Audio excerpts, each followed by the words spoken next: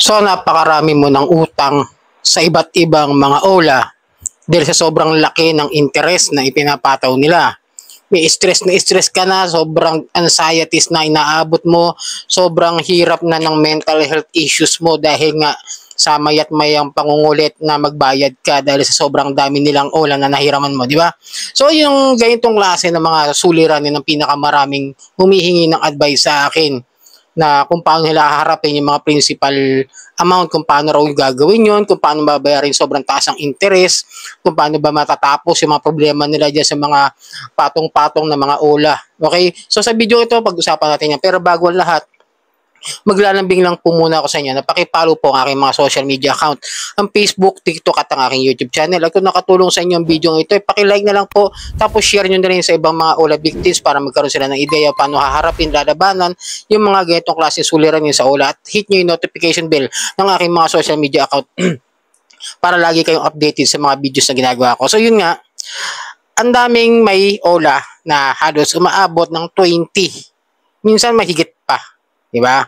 Halos umabot ng milyon. Ito nga yung recently, yung kanya mga ibinayad dito sa mga abusadong OLA na halos ibaon ka sa lupa sa sobrang laki ng interes at patubo na binibigay nila doon sa mga borrower. The reality naman, maliit na halaga na ibibigay nila. Yun lang yung nakakatulong sa kanila. Yung maliit na halaga na yun, yung sa simula.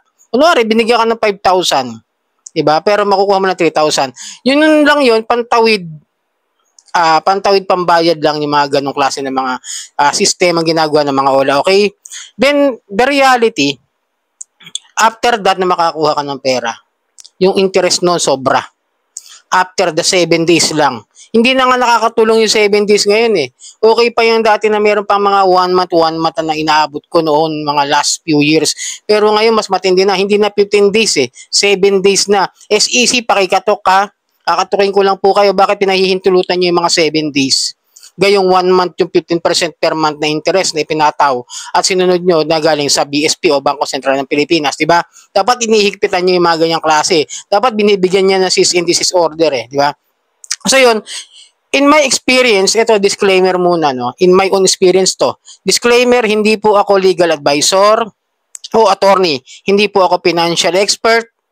I'm just sharing my experience on how I face this kind of problems na ginagawa ng mga OLA, yung mga matataas na interest, at kung paano ko sila binabayaran, kung sa paanong paraan yun dapat. Ganito kasi yan, dinawin ko sa inyo. No? Yung mga pautang na inaagrihan natin, na which is like, example, si Mocha, di ba? Nag-agree tayo sa halagang binibigay nila sa atin na kunwari 1,000. Tapos babayaran mo siya ng 400 per week. 4 times yun. A month, di ba? Sa isang buwan. Bali sa 4 times na yon sa 400. So yun na, sabi ko ng 390, the exact amount. Example lang si Mocha, 390 per week. 390, 390, 390, 390.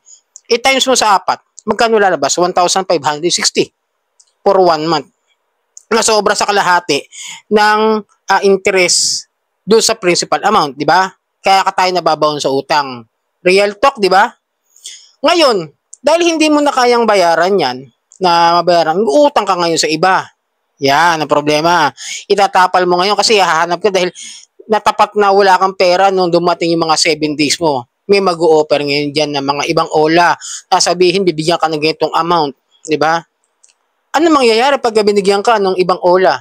Kunwari, 1,000, binigyan ka. Anong darating sa iyo? 600? Diba? Lugi ka pa. Pag nagbayad ka dito sa isang OLA, kukulangin ka pa dahil sa laki ng interest ibibigay nila diyan sa mga pagka nagkaroon ka pa ng overdue. 7% per day yun, ha? Yung Mocha tsaka yung Quickla. Diba? Ngayon, mangyayari dyan, hindi mo na kayang bayaran after the several times na may nag-offer sa'yo. Dahil sa laki ng interest at tubo na pinataw nila doon sa mga principal amount. Ito, I will advise you. Tandaan ninyo, kapag tayo umagri dyan, yun dapat nating bayaran. Pero, kung kayo ay pinahiram ng isang OLA, na hindi naman ipinaliwanag sa repayment details, di nyo nakita, talagang hindi nyo naintindihan at talagang hindi ipinaintindi sa inyo at hindi pinapakita. Kumbaga, nag-disburse muna sila ng pera bago ipinakita yung repayment details. Yung auto-disbursement at tinatawag. Ang mapapayo ko sa inyo mga ganong klase ng mga OLA, kapag ka nakatanggap kayo ng 500 pesos na hindi nyo alam kung bakit may ganun, tapos sa pagbukas yun ng apps, 1,000 na per 7 days. Para sa akin, after 7 days, ibigay nyo yung yung principal amount na 500. Bakit ko sinasabi ngayon to? Hindi para lamangan yung mga OLA, ha? Hindi para iskamin, hindi para utang at wag bayaran. Sinasabi ko is, bakit sila nagpadala ng ganung halaga? Gawin hindi nyo naman naintindihan yung perang hinihiram ninyo. Hindi naman dinidisclose sa inyo. Diba? Ibalik nyo lang. Kahit paabutin nyo ng 1 month, ako ganun ginagawa ko, pinapaabot ko pa nga ng 1 month, pero bago ko ibalik yung dinisburse nila sa akin na 500. Pero kung ako, kunwari kay Mocha nga, example kay Mocha, quick la, pag nanghiram ako na 1,000, binabayaran ko talaga siya weekly ng 390. Tinatapos ko yun. No? Pero dahil, yun kasi yung, yun yung pinag-usapan natin. Pero kung may reklamo kayo, na parang sa tingin nyo hindi maganda, nalulubog kayo sa utang dahil dyan, pwedeng ireklamo yan sa SEC. Kasi, tandaan nyo ha, meron tayong guidelines na memorandum na ceiling on interest rate na dapat yung effective na 15% per month. Pero dahil nga sumang-ayon tayo, ulit yun, dahil sumang-ayon tayo, yun ang dapat masunod. Okay? Ako kasi binabayaran ko Ganun ginagawa ko. Pero, yung mga abusado talaga na husto, talaga binabalik ko lang yung mga binibigyan nila sa akin, hindi disburse, okay? Then ito naman, sila, kaya nga sinasabi, iwasan yung mangutang sa mga ganitong klase ng OLA dahil ibabaong kayo niya sa utang.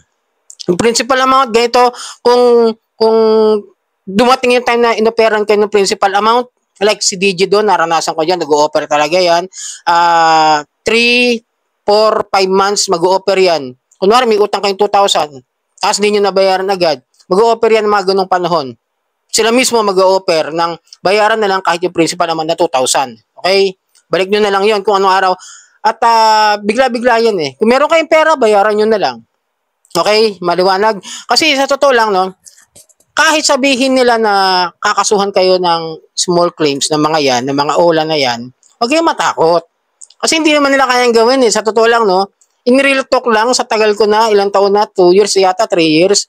Ako man may mga utang sa mga legit na mga OLA na hindi ko pa nababayaran, no? Wala naman nagsasampan ng kaso. Pero hindi ko sinasabing dahil hindi ko sinasampan ng kaso, wala na akong balak bayaran. Hindi yun ganun. Utang pa rin po yun. Okay? May mga ilan-ilan dyan na legit na OLA ko na hindi nabayaran talaga in past few years. Pero yung iba, yung mga abusado talaga na halos binaon ako sa utang, ginawa ko, binayaran ko na lang talaga yung mga principal amount. Pero kung gusto niyo yung diskarte na ginagawa na sa tulad sa Mocha, sa Quickla, ibigay niyo na lang yung hinihingi nila. Para sa akin ibigay niyo. Ngayon kung may reklamo kayo, pwede niyo i-report diyan sa SEC. Yun po kasi ang nararapat na ahensya na dapat i-file ng complaint sa kanila. O kaya sa BSP, alam ko pwede rin naman sa Bangko Sentral of the Philippines, sa Bangko Sentral ng Pilipinas, pwede. But I do my own kasi binabayaran ko na lang kasi sumang-ayon ako doon. Pero kung tandaan ninyo, kung kayo pinadalhan lang ng pera na hindi dinidisclose sa inyo, yun po ang ibalik nyo, yung pera pinadala. Kahit paabutin nyo ng 1 buwan yan. Pero kung hindi nyo kayang bayaran, nabuo na talaga kayo dahil nga sobrang dami na naging utang nyo, tandaan ninyo, ipahinga nyo muna yung mga sarili ninyo. Kung hindi talaga kayang bayaran dahil nga gipit kayo, mas kailangang unahin yung mga pamilya ninyo, yung mga mahal nyo sa buhay, yung gasto sa pambabayad ng bahay, kung kayo nangungupahan, sa kuryente, tubig, meron kayong mga mahal sa buhay na nangangailangan din ng suporta ninyo, is better na mas maganda unahin nyo sila. Okay? Ngayon kung gusto nila ng legal na paraan, legal na bayaran, mag-usap sa small claims court. Hantayin nyo sila magsampa ng kaso. Now, I will doubt na gagawin talaga nila. Okay? So, sana nakatulong ang video ito sa inyo. Yun yung mga ganyang klase ng problema, yung mga interest na which is totoo naman labag Labag naman talaga sa order o memorandum order ng SEC tsaka ng BSP, mga ganon. Kaya pwede may reklamo by the interest rates na ginagawa nila na almost 50%. Maniwala kayo. Bawal naman talaga yan. Ako kasi susubukan ko, nire-review ko din. I will file a complaint doon sa mga ganong klase ng mga OLA na 50% per month na at hindi na 15% per month. Okay? So sana nakatulong ang video nito. Muli maglalambing ako sa inyo na pakipalo po ang aking mga social media account, ang Facebook, TikTok at ang aking YouTube channel. Maraming pong salamat at hanggang sa muli.